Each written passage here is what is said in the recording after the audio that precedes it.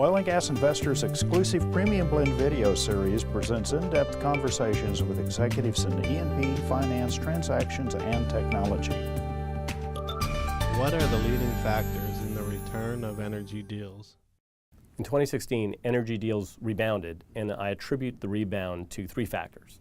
The first was, and this started at the beginning of the year, you had energy companies that were in distress were required to sell their assets to raise capital to fund their liquidity needs.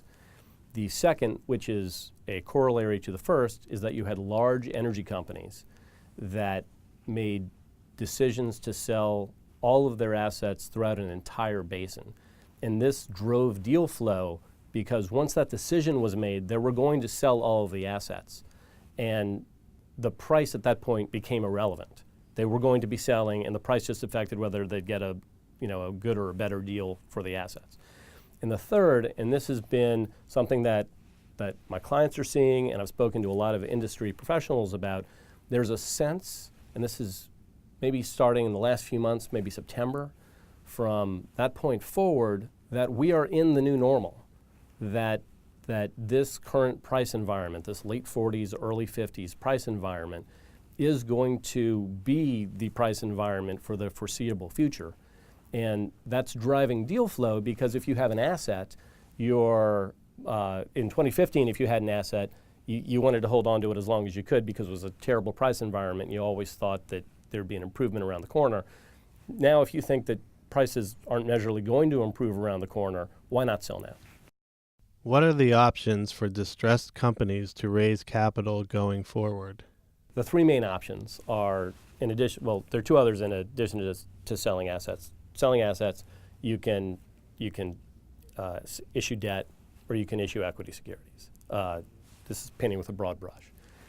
The debt option is a great option because you're not diluting your equity investors and you're not eroding your asset base. But if you're in distress, chances are you're in distress because you have too much debt, and getting more debt is not an option. You can issue equity securities. That's an attractive way to raise capital. Depending on the degree to which you're in distress, you may not have buyers at a price you like for your equity securities. If buyers exist, they may be wanting to come in at such a dilutive level that it ceases to be attractive, which brings you to asset sales. It's been very difficult for a number of distressed companies to come to the decision to enter into an asset sale program. And that's because they spent the last 5 years building this magnificent portfolio of assets. And the last thing they want to do is sell it at what they consider to be a depressed price. But that's the decision that most of them have to make now. Are we at the new normal for prices, and how will that affect future deals? There's a sense that this is the new normal and that this is going to continue. It's interesting. If you project it out far enough, it will have a more negative effect on the energy industry because from a basin perspective, at this price level, there are only a few basins that are economic to drill at this price. So at some point, there's a sense that prices will rise to a level where there's an equilibrium that allows you to drill profitably across many basins in the U.S. Just right now, that's not the case. Which basins are deal makers favoring? There is an interesting dynamic going on among the basins in the United States. You can break them into two categories. There are the in-favor basins and there are the out-of-favor basins. The in-favor basins are in favor because they feature multiple formations, so you can increase your revenues off the same well. And they also are in areas with extensive infrastructure, so costs are less. And that combination of higher revenues and lower costs allow you to actually drill profitably in those basins.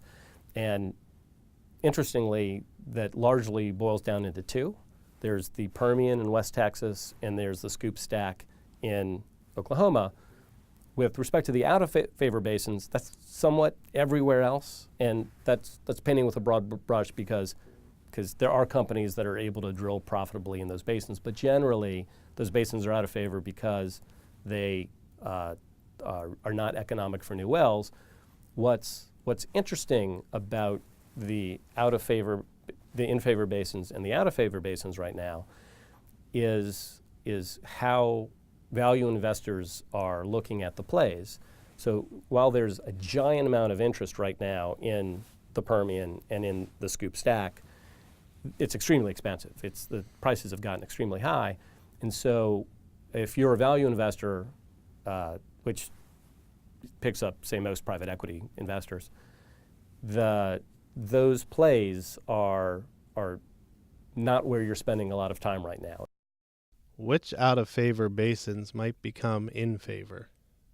The Bakken is not very in favor right now, just because it's not got great infrastructure, which makes it expensive to drill there. On the flip side, the other Texas basins, the Eagle Ford, the Barnett, for instance, are basins where we're seeing some interest because it's got more infrastructure, and therefore there's a greater chance that those areas will be economic sooner. To stay up to date on the most recent Hart Energy videos, subscribe to our YouTube channel by clicking here.